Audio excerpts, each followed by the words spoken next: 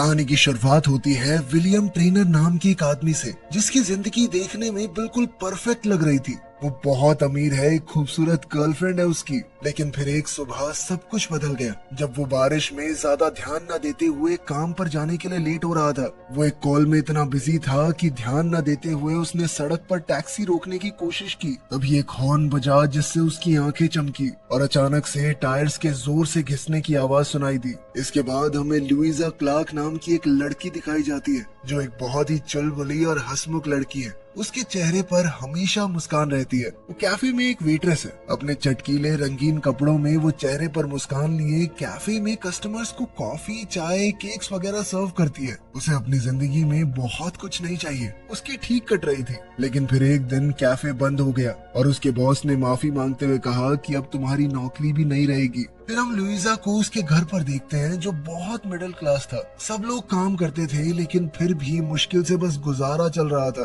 फिर रात के खाने पर इस बात को लेकर बहस हुई, लेकिन लुइजा की माँ को यकीन था कि वो जल्दी ही कुछ नया ढूंढ लेगी। इसके बाद अगली सुबह लुइजा अपने बॉयफ्रेंड पैट्रिक से लोकल एथलेटिक्स ट्रैक पर मिली। उसने उसे हौसला देने की कोशिश की और कहा कि रुकना मत, दुनिया में भरी पड़ी है नौकरियां, तुम डरो मत, जरूर नौकरी मिलेगी। लेकिन नौकरी ढूंढने की कोशिश लगातार करते रहना। अब लुइजा के पास खोने को था ही क्या, इसीलिए वो एक एम्प्लॉयमेंट ऑफिस में गई। मगर वहाँ पता चला कि पिछले कुछ समय में उसने कई नौकरियां ट्राई की, लेकिन कोई भी उसके लिए सही नहीं लग रही थी। अब सिर्फ एक नौकरी बची है जो शायद उसके काम की हो। ऑफिसर ने बताया कि ये केयर टेकर की नौकरी है, यानी कि उसे एक अपाहिज हो चुके आदमी का ख्याल रखना होगा। इसके लिए कुछ खास एक्सपीरियंस की जरूरत भी नहीं है और ये लुइजा के लिए एकदम परफेक्ट जॉब थी, इसीलिए उसने बिना सोचे समझे हाँ भी कह दिया।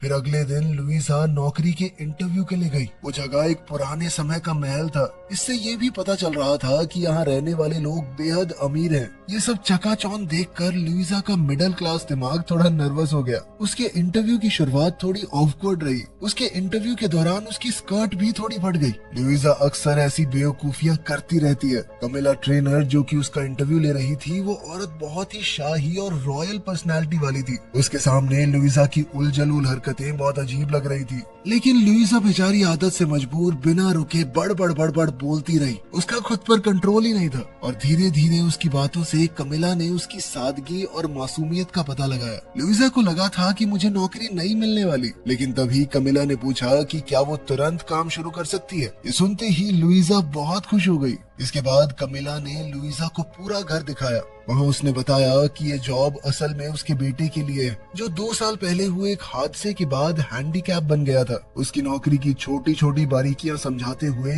कमिला ने साफ कर दिया कि लुइजा का काम एक पेड केयर टेकर का नहीं है, उससे ज्यादा उसे एक दोस्त बनना होगा जो विल के साथ समय बिताए, बातें करे। हालांकि ये बात थोड़ी अजीब लगी उसे, लेकिन लुइजा फिर भी खुश थी कि चलो नौकरी तो मिली। फिर जब लुइजा पहली बार विल से मिली तो वो ज्यादा कुछ समझ नहीं पाई। अपने बिखरे बाल और बढ़ी हुई दाढ़ी के साथ विल व्हील चेयर पर बैठा था। सबसे पहले विल ने अपने मुंह से अजीब सी आवाजें निकालनी शुरू कर दी, जैसे वो जानबूझकर लुइजा को अजीब महसूस करवाना चाहता हो। और जब उसने बोलना शुरू किया तब भी उसकी बातों में मजाक और एक तरह की नफरत थी। यूं सारा दिन एक कुर्सी पर बैठे बैठे उसका मन कड़वा हो गया था। विल के बिना बात के ताने सुनकर लुइजा को अब ये नौकरी इतनी भी अच्छी नहीं लग रही थी। खैर, घर वापस आने पर लुइजा ने देखा कि सब कुछ बिल्कुल उथल पुथल हो रखा था। घर में सामान फैला हुआ था, किचन बिखर चुकी थी और हर कोई परेशान लग रहा था। लेकिन जैसे ही लुइजा ने बताया कि उसे नौकरी मिल गई तो पूरा परिवार खुशी से झूम उठा। फिर अगले दिन काम पर लुइजा को विल के फिजिकल थेरेपिस्ट नेथन ने समझाया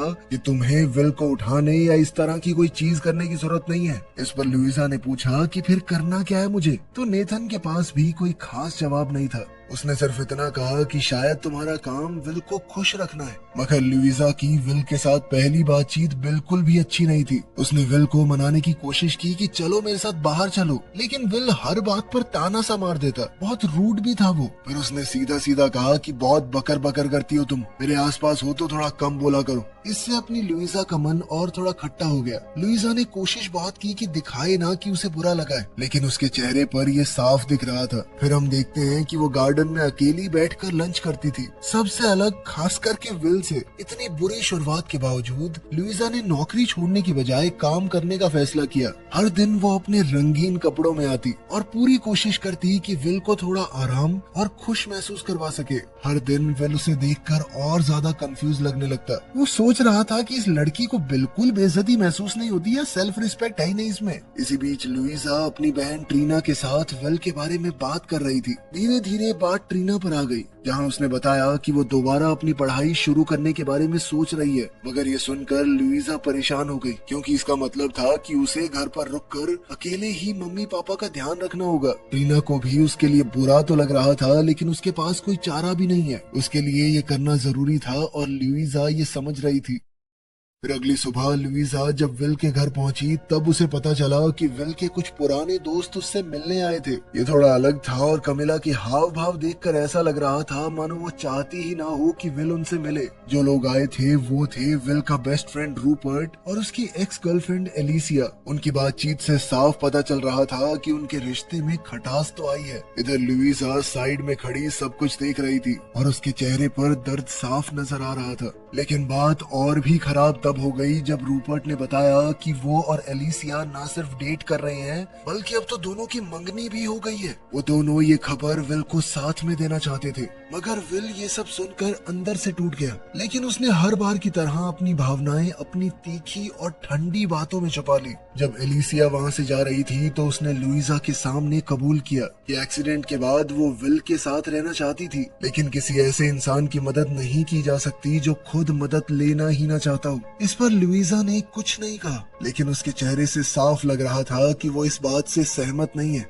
खैर, उनके जाने के बाद लुइजा को दूसरे कमरे से जोर की आवाज आई। वो तुरंत वहां गई और देखा कि विल की फ्रेम्ड फोटोज जमीन पर टूटकर बिखरी हुई थी। ऐसा लग रहा था जैसे विल ने खुद उन्हें गिरा दिया हो। बाद में जब लुइजा अपने बॉयफ्रेंड पैट्रिक के साथ थी, तब भी वो विल के बारे में ही बात कर रही थी। उसने कहा कि मुझे यकीन नहीं होता, बेचारे विल के साथ जिंदगी ने पहले तो इतना बुरा किया, ऊपर से उसका सबसे करीबी दोस्त और उसकी एक्स एक दूसरे से शादी करने वाले। ये सब देखकर उस बेचारे को अपनी डिसेबिलिटी का और ज्यादा एहसास होता होगा। उसे विल के लिए बहुत बुरा लग रहा था, लेकिन पैट्रिक को इससे कोई फर्क नहीं पड़ा। उसका ध्यान कहीं और ही था। असल में उसने लुइजा को नॉर्वे जाने के लिए मना लिया था, जहाँ एक रेस होने वाली है जिसमें वो अपने दोस्तों के साथ हिस्सा लेना चाहता है। लुइजा को पहले इस बारे में पता ही नहीं था, और जब उसे पता चला तो वो इतनी घबरा गई कि कुछ कह ही नहीं पाई। उसकी बात सुनकर पैट्रिक पीछे हटने वाला तो था नहीं, इसीलिए उसने नाटक किया कि मैं बहुत खुश हूँ, वाओ। अब अगले दिन काम पर विल ने लुइजा को उन फोटोज को ठीक करते हुए देख लिया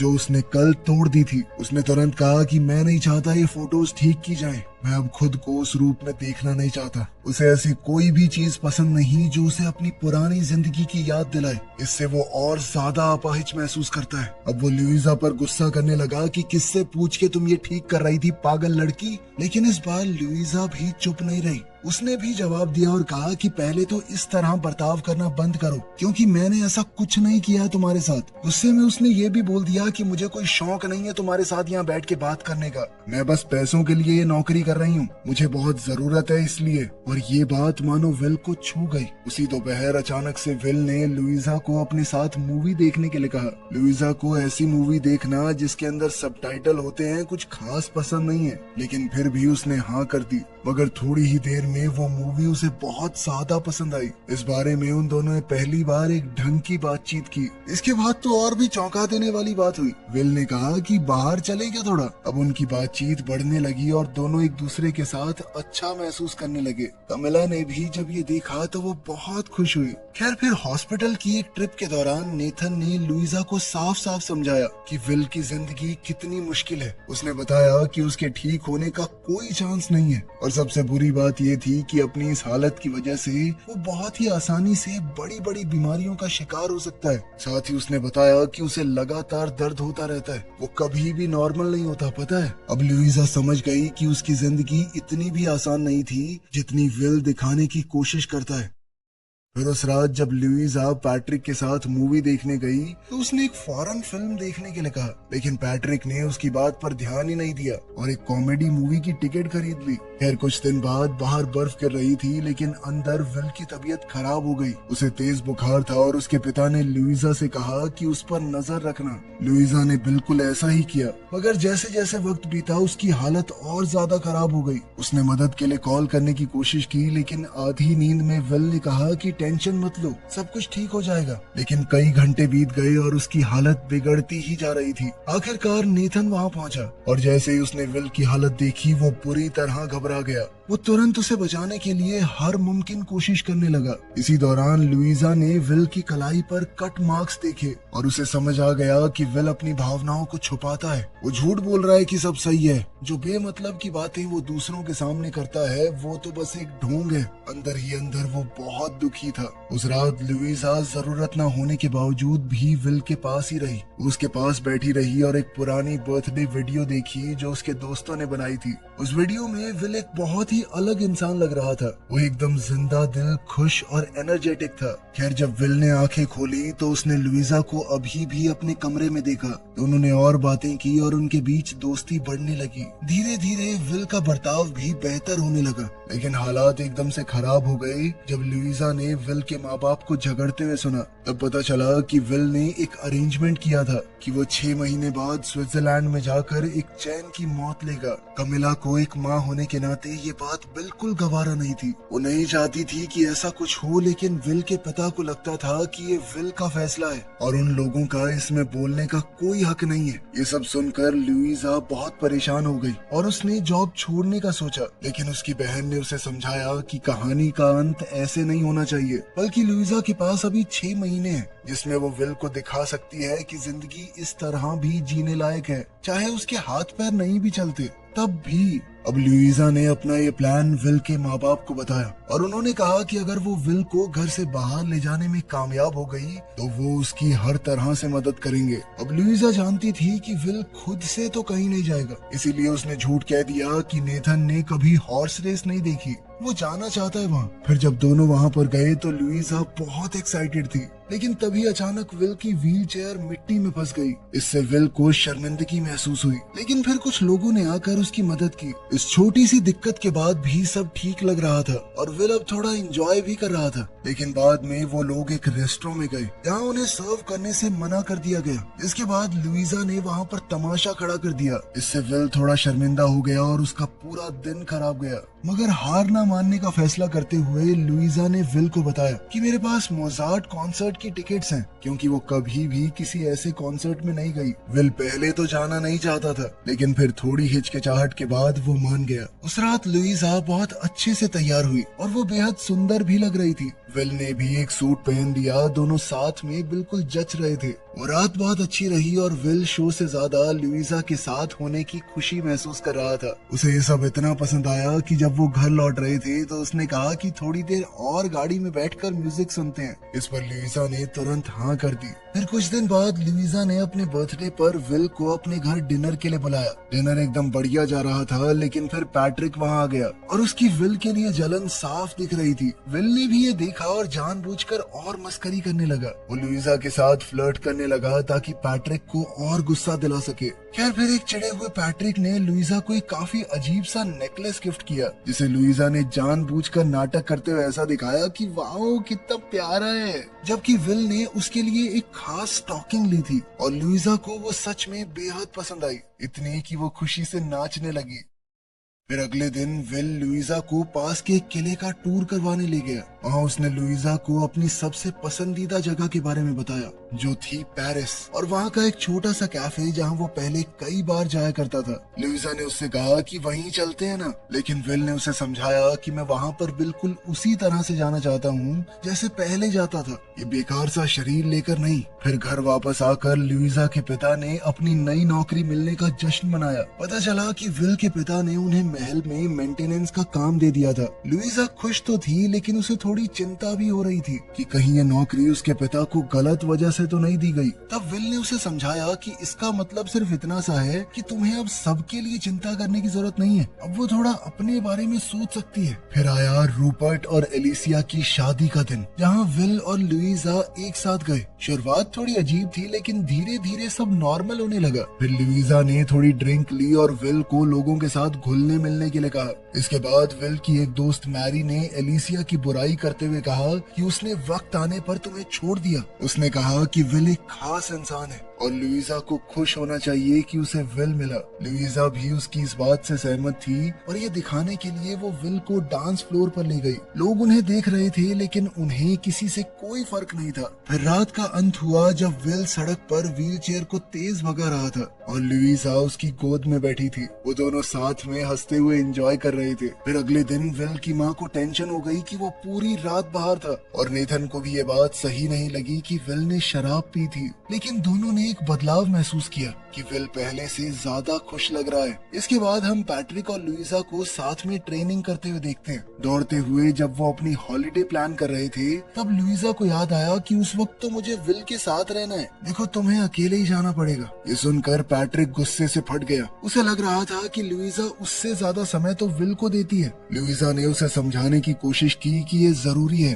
लेकिन पैट्रिक गुस्से में वहाँ से चला गया। उधर इतना सब होने के बावजूद भी लुइजा को पता चला कि विल अभी भी अपनी बात पर अड़ा हुआ है। उसने स्विट्जरलैंड जाने का प्लान कैंसिल नहीं किया, लेकिन उसने सोचा कि अगर वो एक लास्ट चांस दे तो शायद उसका मन बदल सकती है। तो अब उसने एक बड़ा हॉलिडे प्लान किया। पूरी जान लगाकर वो विल की जिंदगी बचाना चाहती थी। खैर, जाने से एक रात पहले पैट्रिक ने लुइजा को सरप्राइज दिया, लेकिन जब उसे पता चला कि लुइजा उसके साथ नहीं विल के साथ छुट्टियों पर जा रही है, तो वो और ज्यादा गुस्सा हो गया। उसे लग रहा था कि लुइजा उसे धोखा दे रही है। पैट्रिक बिना लुइजा की बात सुने वहाँ से निकल गया। खैर, उन दोनों का हॉलिडे एकदम परफेक्ट जा रहा था। वहाँ का मौसम एकदम खूबसूरत था और दोनों ने अपना दिन पूल और बीच के पास एंजॉय किया। फिर रात को जब बाहर तूफान चल रहा था, तो लुइजा ने विल की बेड पर लेटने में मदद की, लेकिन फिर मानो वो पल वहीं थम गया और वो उसके पास आकर लेट गई। सब कुछ भूल कर वो एक दूसरे के करीब आए और दोनों ने एक दूसरे को चूम लिया। वो पल बेहद खूबसूरत और हर तरह से परफेक्ट था। अगले दिन भी सब कुछ उतना ही अच्छा था और लुइजा खुद को बहुत खुश महसूस कर रही थी। लेकिन उस रात जब उसने अपने दिल की बात विल से कही, तो सब कुछ उल्टा पड़ गया। विल ने कहा कि मैं भी तुमसे प्यार करता हूँ, लेकिन उसने साफ कह दिया कि वो अपना इरादा नहीं बदलेगा। वो स्विट्जरलैंड अभी भी जाना चाहता था। लुइजा का दिल टूट गया और उसने कहा कि तुम कितने खुदगर्ज हो, लेकिन विल ने उसे समझाया कि वो ऐसी जिंदगी नहीं जी सकता, ये उसकी जिंदगी नहीं है। इसके अलावा विल ये भी नहीं चाहता था कि आगे चलकर लुइजा उन सब चीजों के लिए उससे नफरत करने लगे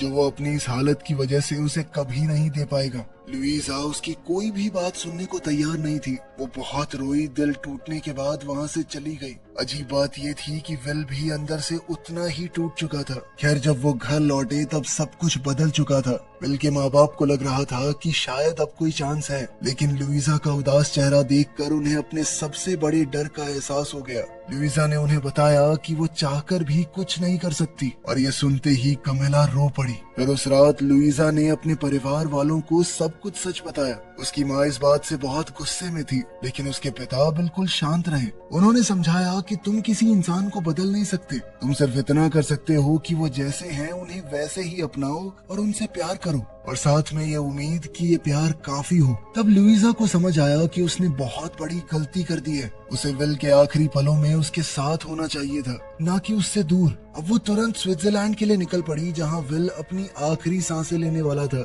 वहाँ विल की जिंदगी के आखिरी दिन पर लुइजा ने बस उस तरीके से उसकी मदद की जो वो जानती थी। वो उसके साथ बेड पर लेट गई और दोनों एक दूसरे को पकड़कर चुपचाप लेटे रहे। ये उनके लिए बेहद खूबसूरत पल था। फिर कुछ दिन बाद हम देखते हैं कि लुइजा पेरिस में थी। वो उसी छोटे से कैफे में थी जिसके बारे में विल ने उसे बताया था कि वो उसकी फेवरेट जगह है। फिर हम सुनते हैं कि विल ने लुइजा के लिए एक आखिरी गुड बाय लेटर छोड़ा था। उस लेटर में विल ने दिल से लुइजा का शुक्रिया अदा किया और फिर उसे जिंदगी में आगे आगे बढ़ने को कहा। साथ ही लेटर में ये भी लिखा था कि उसने लुइजा के लिए एक बड़ी जायदाद छोड़ी है। अब उसके पास इतना था कि वो आखिरकार बिना किसी की जिम्मेदारी उठाए अपनी जिंदगी खुद के लिए जी सकती है। आखिर में लुइजा पेरिस की सड़कों पर घूम रही थी, जहाँ उसके सामने एक नई खूबसूरत जिंदगी उसका इंतजार कर रही है। वीडियो पसंद आई तो लाइक कर देना, चैनल को सब्सक्राइब कर लेना। मिलते हैं अगली वीडियो में।